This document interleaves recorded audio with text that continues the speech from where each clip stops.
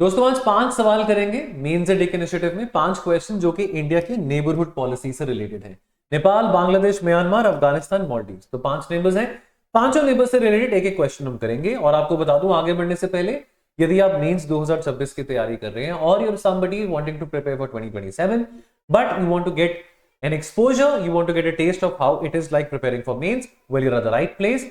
GS Mains 2026 crash course, mentorship course and test series, ये तीनों available है। Toll free number पे call करें to get more details. Of course as a demo के तौर पे आप हमारे वीडियोस यूट्यूब पे देख ही रहे हैं। you'll also get to see some demo videos when you end up buying the program, तो आपको वहां पे कुछ फ्री अवेलेबल डेमो वीडियोस भी देखेंगे। Okay, there is a change of government in Nepal. Nepal की जो नई सरकार है under Balendra Shah has adopted a more assertive posture towards India, critically examine the implications for India Nepal relations and suggest a way forward. Alright, now understand one thing. देखो यहाँ पे political shift देखने को मिलता है। एक युवा व्यक्ति है बलेंद्र शाह, कम्युनिस्ट पार्टी से नहीं है। जेन जी अपराइजिंग के बाद ये आए हैं, बहुत ज्यादा पॉपुलर मैंडेट से आए हैं। 182 और 275 सीट्स इनको मिली है। ऑलराइट, ऑल्सो जब ये इनिशियली आए तो इन्होंने अर्ली मीटिंग्स इंडिया के एम्बेसडर के साथ डिक्लाइन करा। काला पानी लिपू लेक इशू को रेस किया पार्लियामेंट में। ये कहा कि प्रॉब्लम वन साइडेड नहीं है। यूके को भी कहा, क्योंकि भैया 1814 से 1816 के बीच में जो सुगौली ट्रीटी साइन करी गई थी उसमें तब तो ईस्ट इंडिया कंपनी थी। यूके को कहा, यूके को भी बीच में आए और वो मीडिएट करे। और इसके चलते हमको इस बात का थोड़ा बुरा लगा, बिकॉज किसी थर्ड पार्टी का क्या रोल है। And India's failure to consult Nepal before allowing India-China trade through Lipu Lake in August 2025, ये immediate trigger था for the UK mediation call। अब देख यहां पे बात आती है महाकाली 30। देखो 30 साल पूरे हो जाएंगे महाकाली ट्रीटी को भी 1996 में।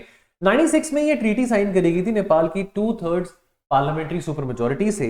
महाकाली ट्रीटी ने प्रॉमिस किया था पंचेश्वर मल्टीपर्पज प्रोजेक्ट, जो कि Pancheshwar multipurpose project basically dam बनना था, जो कि उत्तराखंड और नेपाल के बॉर्डर पे आना था, पिथौरागढ़ डिस्ट्रिक्ट के पास में। देखिए 6720 मेगावाट ऑफ हाइड्रो पावर था, जो इरिगेशन और फ्लड मैनेजमेंट के लिए काफी इसकी भूमिका थी। बट अभी भी आज 30 साल हो गए, ये डैम अभी भी नहीं बना है। The DPR has been revised multiple times. Joint Technical Committee has never resolved the cost sharing or the water allocation problem. Nepal के जेन जी इलेक्टोरेट के लिए जिसने शाह को चूज किया है, पंचेश्वर एक डिप्लोमेटिक इनकन्वीनियंस नहीं है, ये एक डिफाइनिंग सिंबल है इंडिया के डिलीवरी डेफिसिट का। तब तो बलिंद्र शाह भी 5 साल के थे ना जब ये पंचेश्वर डैम का प्रपोजल हमने दिया था, तो हमने कमिट किया है 96 में। आज 30 साल हो गए हैं लेकिन हम ये डिलीवर नहीं कर पाए। This is something which we have to see. Allegation India पे आता है कि India big bully elder brother का रोल प्ले करता है। एल्डर ब्रदर होने में और बुली ब्रदर होने में फर्क है। तो वो बुली ब्रदर होने का जो इमेज है, दूसरों के मामले में दखल अंदाजी करना, इंटरफेयर करना एंड एज अ रिजल्ट अपने प्रोमिसेस पे डिलीवर ना करना, this is something which doesn't work very well for India and India has to improve that image. Structural tensions में इंडिया का 2015 का जो ब्लॉकेड था, attributed widely to pressure on Nepal's constitution, this created a generation of political memory associating India with coercion. तो आरएसपी का जो pragmatic transactional nationalism था, Shah explicitly wants Nepal to be a bridge between India and China. ना तो ideologically anti India होना है, ना pro China होना है। तो it is the posture of a sovereign that was waited long enough in any other South Asian country, that ना तो आप एंटी इंडिया हो, ना तो आप प्रो चाइना हो। आप अपने लेवरेज देखो, अपना मोटिव देखो कि आपको इंडिया और चाइना दोनों से कैसे फायदा मिल सकता है। नेपाल भूटान बफर स्टेट्स है इंडिया चाइना के बीच में, सो ऑब्वियसली उनको दोनों के साथ बना के रखने में ही फायदा है। नेपाल का remittance and flows from India rose from 35.6% in the first quarter of fiscal year 25-26, and therefore that is rising, which confirms deep people to people economic ties. As I always say, Nepal और India का जो रिश्ता है उसको हम रोटी बेटी का रिश्ता कहते हैं। So India must initiate, not merely respond to the Pancheshwar start with a time-bound construction commitment. It must modernize the 1950 treaty जो कि इंडिया नेपाल के बीच में साइन हुई थी, by activating the EPG, the Eminent Person Group report, जो कि language कर रही है पिछले 10 सालों से। It must consult Nepal before decisions affecting the contested territory. जो pragmatic nationalism इस पार्टी ने दिखाया है, वो opportunity है, not a threat. Shah is wanting to become कि नेपाल एक bridge बने, और India can be that bridge if it leads with delivery rather than diplomacy. C. Raja Mohan कहते हैं, the cure for big brother complex is genuine sovereign respect, which begins with keeping up the promise which we made 30 years ago. Alright, तो way forward में build Pancheshwar, activate the eminent person group, and third consult first. Decision जो कि effect करते हैं contested trijunction territory, Lipulekh territory की अगर हम बात करें, दैट हैज तो इंडिया चाइना का जो बायलैटरल डिसीजंस है विदाउट काठमांडू को इन्वॉल्व ना करें। So we should do that error because that might, अगर हम for example we talk about the Kailash Mansarovar Yatra. तो एक रास्ता जो है कैलाश मानसरोवर को लिपो लेक से जाता है। अब नेपाल को इस बात का बुरा लगा कि आपने हमको कंसल्ट नहीं किया, ऑल्दो वी स्टिल मेंटेन कि Lipulekh is very much a part of the Indian territory. So involving and having tri party discussions and agreement is although way good. There is a new leader in power in Nepal and we would want कि diplomatically उनके साथ काम करें, उनको ये ना लगे कि हाँ यार हमको बुली करने की कोशिश की जा रही है। Post Hasina political transition has strained India-Bangladesh ties amid rising anti-India sentiment and growing Chinese engagement. Critically examine the key challenges and suggest कि how India should recalibrate its Bangladesh policy. देखो पैलेस डिप्लोमेसी ट्रैप की बात आती है। जो अगस्त 2024 में जो student uprising हमने देखा, उसमें शेख हसीना का 15 साल का जो प्रीमियरशिप था दैट डिक्लाइन, खत्म हुआ। ऑलराइट, इंडिया ने बहुत पॉलिटिकल कैपिटल इन्वेस्ट किया था। इंडिया की Bangladesh policy was centred around Sheikh Hasina. 15 सालों से वो बांग्लादेश को संभाल रहे थे। When she fell, India had no meaningful relationship either the Jamaat और द बीएनपी और द नेशनल सिटीजंस पार्टी।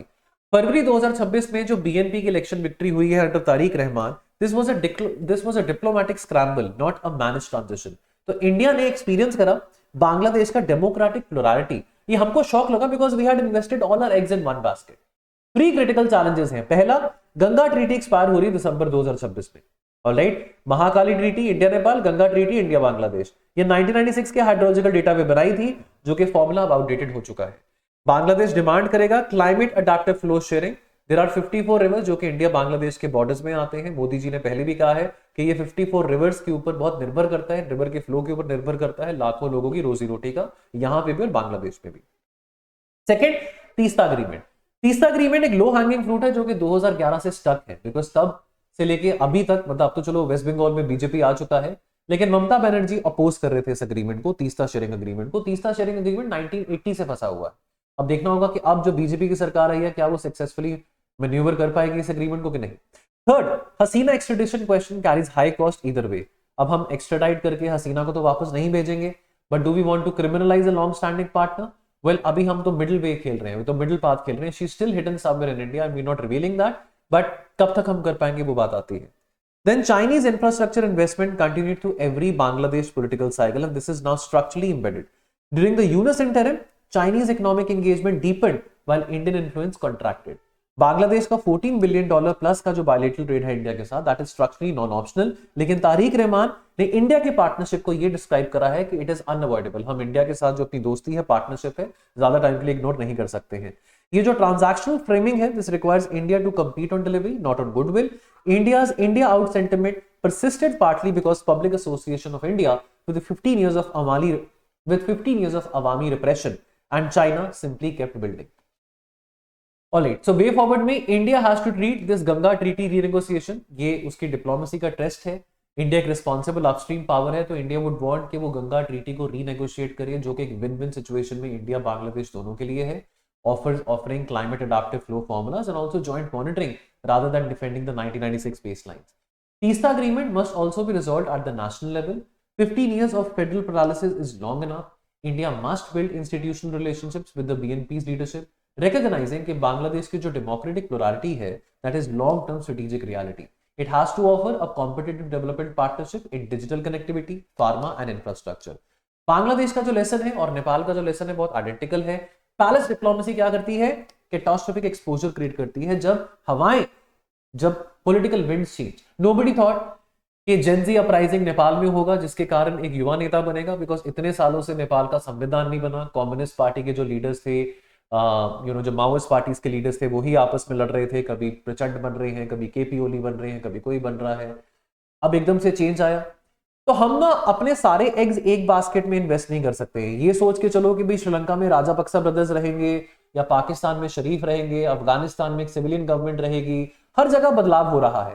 तो हमको बदलाव के साथ डील करना नहीं आता, क्योंकि हमने एक ही पर्टिकुलर गवर्नमेंट के ऊपर अपने बेट्स डाले होते हैं। म्यांमार में अब आर्मी है 5 सालों से, पहले ऑन्ग सान सूकी की सरकार थी। So we have to learn how to adapt and really negotiate with the changing political winds in these countries. Third question, Myanmar ka civil war and the unresolved Manipur ethnic conflict have created complex security dilemma for India. Critically examine करें India का evolving Myanmar policy और evaluate करें strategic implications of ending the free movement regime. अब security context में देखो, पहली बात है हमारा 1640 किलोमीटर का बॉर्डर है म्यांमार के साथ। अरुणाचल, नागालैंड, मणिपुर, मिजोरम, ये चारों स्टेट्स बॉर्डर टच करते हैं। फरवरी 2021 से जब से ये कू हुआ है, मिलिट्री कू हुआ है, तो ये बॉर्डर इंडिया का सबसे ज्यादा एक सीरियस सिक्योरिटी चैलेंज बना हुआ है। कई सारे नॉर्थ ईस्ट बेस्ड इंसर्जेंट्स हैं, उनको म्यांमार की आर्मी ने हायर किया हुआ है to suppress the civilian movement in Myanmar from the last 5 years। 2 million यानी कि 20 लाख से ज्यादा लोग म्यांमार में इंटरनली डिस्प्लेस्ड हो चुके हैं। ऑफकोर्स वो मिजोरम और मणिपुर में आना चाह रहे हैं। फ्री मूवमेंट रिजीम का भी काफी इस्तेमाल किया गया है। Myanmar is also a part of the death triangle as we call. तो जो लाओस, म्यांमार, थाईलैंड है, वहां से काफी ड्रग ट्रैफिकिंग भी होता है, which has a repercussion for India as well. Ending the FMR, हमने एफएमआर बंद करने की बात करी, हमने एफएमआर स्क्रैप करने की बात करी, डिसीजन को रोल बैक करना पड़ा। क्यों करना पड़ा? बिकॉज जो कुकी, नागा, जो कम्युनिटी के लोग हैं उन्होंने कहा कि भैया ये तो नहीं होने देंगे, बिकॉज फ्री मूवमेंट रेजिम का मकसद ही ये था कि जो फैमिलियल बॉन्ड्स हैं और जो लोग रोजी रोटी के लिए, जो ट्राइबल लोग हैं रोजी रोटी के लिए इस कॉरिडोर का इस्तेमाल करके इंडिया से म्यांमार, म्यांमार से इंडिया वापस आ सके। लेकिन इस कॉरिडोर का इस्तेमाल गैर कानूनी कामों के लिए, अवैध कामों के लिए, ड्रग ट्रैफिकिंग के लिए, इंसर्जेंसी के लिए किया जा रहा था, जिसके चलते अमित शाह जी ने 2024 में कहा कि इसको हम फेंस करेंगे, बट फेंसिंग को भी 12-13 साल का टाइम लगेगा। और जो कुकी, जो और नागा कम्युनिटी के समाज के लोग हैं उन्होंने इस बात को अपोज किया। और मणिपुर के चीफ मिनिस्टर ने हालांकि ये कहा था, एन बीरेन सिंह ने, कि आप एफएमआर के फैसले को वापस मत लीजिए, एफएमआर को स्क्रैप करने की बात करी है तो उसको कैरी ऑन करें, लेकिन ये वापस फैसला लेना पड़ा। मणिपुर में आग लगी है 2023 से, जो वहां पे ट्राइबल वॉर चल रहा है, मेती कम्युनिटी की तरफ, कुकी जो कम्युनिटी की तरफ, उसके कारण भी बहुत सारे लोग डिस्प्लेस हो चुके हैं, कई सारे इनोसेंट लोगों की जान जा चुकी है। तो ये conflict is simultaneously domestic security problem और इंटरनेशनल रिलेशन प्रॉब्लम, दोनों आता है। इंटरनल सिक्योरिटी और इवन इंटरनेशनल रिलेशन प्रॉब्लम आता है, because situation happening in Myanmar has a volatile impact on our border as well. So the capacity to leverage Myanmar border dynamics for political purposes and the Chin-Kuki civilizational connections across the border, this makes Myanmar ka civil war structurally inseparable from Manipur ka internal conflict.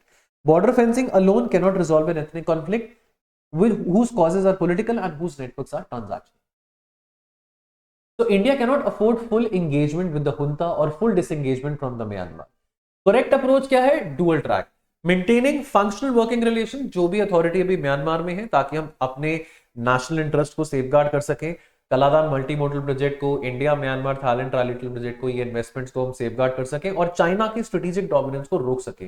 While simultaneously we have to deepen humanitarian assistance and also we have to build relation with the NUG, the national unity government, जिसमें सारे के सारे जो political parties थी, चाहे वो ruling party थी, चाहे वो ऑपोजिशन पार्टी थी, उन सबका जो एक यूनिजन बन चुका है नेशनल यूनिटी गवर्नमेंट, उन लोगों के साथ भी हमको मेंटेन करके रखना है। बिकॉज कल को अगर सिविलियन गवर्नमेंट वापस आती है म्यांमार में, तो we will again be sitting like ducks, because हमारा उनके साथ कोई लियाजनिंग या नेटवर्क नहीं था। बॉर्डर फेंसिंग स्ट्रेटेजिकली करेक्ट है, but must be accompanied by specific transparent crossing point, जो कि प्रिजर्व करते हैं legitimate community movement at the same time also addressing our security concern. Okay, next question है, India ने non engagement को pragmatic diplomacy के साथ शिफ्ट किया है from with Taliban without formal recognition. इस एग्जामिन करें इस बात को critically, and what are the rational and the risk of India's engagement without recognition approach. देखो, $3 बिलियन हमने 2001 से 2021 के बीच में इन्वेस्ट किए। Salma dam, Zaranj Delaram road, parliament, hospital, school, ये सब चीजें हमने बनाई जब अमेरिका वहां पे मौजूद था अफगानिस्तान में।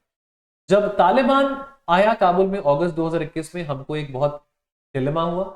हमने 20 साल की इन्वेस्टमेंट को त्याग के हमने अपनी एम्बेसी शट डाउन करी और हमने कहा कि भैया हम यहां से निकल रहे हैं, बिकॉज हम तालिबान के साथ नहीं काम करेंगे, हमारा पास्ट एक्सपीरियंस तालिबान के साथ नहीं अच्छा रहा है, कोट एंड कोट, जो कांदाहार में प्लेन हाईजैक करके लेके जाया गया था। और इंडिया ने चूज किया कि हम ग्रेजुअली और केयरफुली अपने रिलेशंस को संजोगेंगे तालिबान के साथ। और अगस्त और जून 2022 में हमने एक टेक्निकल मिशन वहां पे बनाया, जो कहने के लिए, चाहे वो आईबी और रॉ की तरफ से एक अपने एसेट्स को डिप्लॉय करने के लिए मिशन हो, बट कहने के लिए वो मिशन था कि ह्यूमैनिटेरियन असिस्टेंस हम लोगों को देना चाहेंगे, अफगानिस्तान के लोगों को, ताकि अफगानिस्तान के लोगों को ये ना लगे कि हम उनका हाथ जो है वो छोड़ रहे हैं। और अक्टूबर 2025 में जब आमिर खान मुतकी, जो कि अफगानिस्तान के तालिबान के फॉरेन मिनिस्टर हैं, जब वो इंडिया आते हैं, तब उनके आने पे एक तरफ से एक रिलेशन तालिबान और इंडिया के बीच में शुरू होता है, जहां पे हम एंगेज करते हैं लेकिन फॉर्मली रिकॉग्नाइज नहीं कर रहे हैं तालिबान को। और अक्टूबर 2025 में हमने अपनी एम्बेसी काबुल में रीओपन करी। अब 3 लेयर स्ट्रेटेजिक रैशनल है हमारी कनेक्टिविटी विद अफगानिस्तान के साथ, कनेक्शन विद तालिबान के साथ। पहला, चाबहार सेंट्रलिटी। देखो, अटारी वाघा बॉर्डर बंद हो चुका है ऑपरेशन सिंदूर के बाद। चाबहार पोर्ट की 10 साल की हमारी डील है ईरान के साथ। तो इंडिया का इकलौता non Pakistani route to Afghanistan कौन सा है? चाबहार पोर्ट के जरिए। सेकेंड, पाकिस्तान और तालिबान के बीच में जो लड़ाइयां हो रही हैं, पाकिस्तान कह रहा है कि अफगान तालिबान टीटीपी को सपोर्ट कर रहा है, अफगान तालिबान कह रहा है कि हम पाकिस्तान से 1 arm डिस्टेंस बना के रखना चाहते हैं। पाकिस्तान को पिछले 30 सालों से भ्रम था कि हमने अगर तालिबान को बनाया है तो तालिबान को यूज कर सकेंगे अगेंस्ट इंडिया। तालिबान कह रहा है कि हम इंडिया के साथ रिलेशन बनाना चाहते हैं, इंडिया के साथ हम काम करना चाहते हैं। और जैसे पाकिस्तान और टीटीपी के बीच में लड़ाई बढ़ रही है, अफगानिस्तान का जो तालिबान है वो भी टीटीपी को ज्यादा सपोर्ट कर रहा है, तो यहाँ पे इंडिया के पास लेवरेज है। Third, mineral diplomacy. अफगानिस्तान में $1 ट्रिलियन के वर्थ का क्रिटिकल मिनरल वेल्थ वहां पे है। उस बात को हम टैप इन कर सकते हैं। इनफैक्ट जो मुतकी हैं, आमिर खान मुतकी हैं, उन्होंने अक्टूबर 2025 की विजिट में ये इन्विटेशन भी दिया है कि आप अफगानिस्तान की मिनरल रिजर्व वेल्थ को एक्सप्लोर करें और इसका इस्तेमाल करके आप अपने एनर्जी ट्रांजिशन में भी इस्तेमाल कर सकते हैं। Risk that cannot be dismissed, हमारा कोई फॉर्मल लीगल प्रोटेक्शन नहीं है फॉर पर्सनल और investments in the Taliban control territory. Taliban की commitment not to allow Afghan soil against India's interest is articulated but not institutionalised. ISIS Khorasan province with the explicit India threatening rhetoric operates with residual freedom despite Taliban pressure। और India का जो engagement है with a regime that has systematically eliminated women from public life, education and employment, एक ethical contradiction हमारी policy में लेके आता है that हम कैसे engage करें कैसे regime के साथ जो कि औरतों के प्रति fair नहीं है और democracy को follow नहीं कर रहा है। चाबहार का continued operation depend करता है sustained UN sanctions waiver के ऊपर, which is not guaranteed under Donald Trump का जो मैक्सिमम प्रेशर 2.0 जो डॉक्ट्रीन है। सो इंडिया का engagement without recognition doctrine strategically बहुत साउंड है, but it has to be operationally more deepen. October 2025 में जो एम्बेसी को रीओपन करा, that has to be followed by actual Kabul investments in mineral partnerships, actual deployment of medical infra in Kabul and actual operationalisation of Kabul Delhi air freight corridor. Diplomatic choreography की बात करें, neither Islamic emirate title nor republic prize, they can be maintained precisely because both the sides benefit from the relationship's continuity। critical institutional risk Chabahar के sanction waiver का है। देखो अभी तक तो वो सैंक्शन वेवर हटा दिया गया है, मतलब अभी सैंक्शंस हैं चाबहार के ऊपर और वो अप्रैल तक का टाइम इंडिया के पास था। लकीली इंडिया ने वो जो इन्वेस्टमेंट रिक्वायर्ड थी चाबहार में वो एक ही गो में ईरान को दे दिया। बट अगेन चाबहार में हमने इन्वेस्टमेंट करा है, बहुत इंपॉर्टेंट है हमारे लिए। चाबहार से जो जाहेदान का रेलवे लिंक है वो भी 2026 में ऑपरेशनल हो जाएगा। जाहेदान से जरांज दर्रम हाईवे जो कि अफगानिस्तान में है, उससे कनेक्टिविटी हमको केवल अफगानिस्तान ही बट सेंट्रल एशिया में मिलती है। तो हमारा रिलेशन अफगानिस्तान के लिए vis-a-vis Iran and central Asia बहुत इंपॉर्टेंट है। सो देयरफॉर हमारी जो एंगेजमेंट विदाउट रिकॉग्निशन डॉक्ट्रीन है that is going to pay us dividends and that is not going to backfire on us, ऐसा मेरा असेसमेंट। और इवन बहुत सारे और सीनियर कॉलमनिस्ट हैं, सी राजा मोहन, उनका भी यही असेसमेंट है। लास्ट है कि despite the India out campaign, expulsion of Indian military personnel in the Maldives remains strategically vital for India। Critically examine the present state of India-Maldives relations and suggest कि कैसे India अपना influence rebuild कर सकता है। देखो Maldives again एक Indian ocean region में एक इंपॉर्टेंट आइलैंड कंट्री आता है। बहुत सारे important sea lanes of communication है जो कि मालदीव से पास होते हैं। 8 degree channel, 9 degree channel through which significant portions of India sea borne trade pass करते हैं, वो भी मालदीव्स के पास है। सिग्निफिकेंट नेवल डिप्लॉयमेंट्स है वहां पे। कोई सिग्निफिकेंट फॉरेन अगर military presence, naval facility, airbase, service infrastructure वहां पे होता है तो that can give an adversary persistent situational awareness over India's maritime strategy. तो ये हाइपोथेटिकल स्ट्रेटेजाइजिंग नहीं है, ये प्रिसाइज रीजन है कि India has maintained its Maldives defence relationship as its most operationally sensitive Indian ocean bilateral. ये जो इंडिया आउट एपिसोड है was therefore not a diplomatic embarrassment, ये स्ट्रेस टेस्ट था इंडिया के most strategically important Indian ocean partnership के लिए। मुइज़ो को सितंबर 2023 में प्रेसिडेंसी मिली, वो इंडिया आउट के कैंपेन पे आया था। उसका जो प्रोपेगेंडा था, जो इलेक्टोरल कैंपेन था, वो इंडिया आउट के कैंपेन पे था कि इंडिया क्यों दखलंदाजी कर रहा है, इंडिया ने ध्रुव हेलीकॉप्टर स्टेशन करे हैं, 75 to 80 पर्सोनल यहाँ पे मालदीव्स में क्या कर रहे हैं, इस बात को लेके पार्लियामेंट में डिस्कशन क्यों नहीं हो रहा है, इंडिया क्या कोई नेवल बेस बनाना चाह रहा है, इंडिया ने क्या मालदीव्स को खरीद लिया है, एक्सेट्रा एक्सेट्रा। इसी इलेक्टोरल कैंपेन पे वो आया। इंडिया आउट कैंपेन बहुत ज्यादा पॉपुलर हुआ सोशल मीडिया पे, which was obviously promoted by the opposition political party, जिसमें से मुइज़ो आते हैं जो कि अब रूलिंग पॉलिटिकल पार्टी है, एंड आल्सो बाय चाइना। लेकिन ये जो कैंपेन था इंडिया आउट का, ये ज्यादा टाइम नहीं चल पाया बिकॉज अल्टीमेटली मालदीव्स को और मोहम्मद मुइज़ो को इंडिया के साथ हाथ मिलाना पड़ा because of the debt and also because of the debt trap diplomacy जो कि चाइना मालदीव्स के साथ खेल रहा है। Alright. Muizu visited Beijing before Delhi, signed a defense cooperation agreement with China, alright, hosted a Chinese survey vessel in the Maldivian waters despite Indian intelligence concerns about it. Chinese defense personnel वो मालदीव्स में हैं, लेकिन जब Indian defence personnel जो कि वहां पे station थे और जो ध्रुव एडवांस लाइट हेलीकॉप्टर्स वहां पे स्टेशन थे जो कि सिर्फ पीस टाइम ऑपरेशन के लिए थे, उन चीजों से मोहम्मद मुइज़ो को काफी प्रॉब्लम थी। बाय मिड 2024 मुइज़ो ने अपनी इकोनॉमिक रियलिटी को समझते हुए अपनी पॉलिसी को रिकैलिब्रेट किया। इंडियन टूरिस्ट 11% से 12% of Maldivian tourist arrivals comprise करते हैं, और boycott call by Indian social media meaningfully impacted all the arrivals and also impacted the Maldivian GDP. India का जो एचएडीआर कैपेबिलिटीज है, या हम ऑपरेशन नीर की बात करें जो 2014 में मालदीव्स के नागरिकों को हमने पानी पहुंचाया, पहली country to deliver drinking water, इन चीजों को और अपने नेबरहुड रिलेशन को, सिविलाइजेशन रिलेशन को हम डिस्कार्ड नहीं कर सकते, मालदीव्स डिस्कार्ड नहीं कर सकता।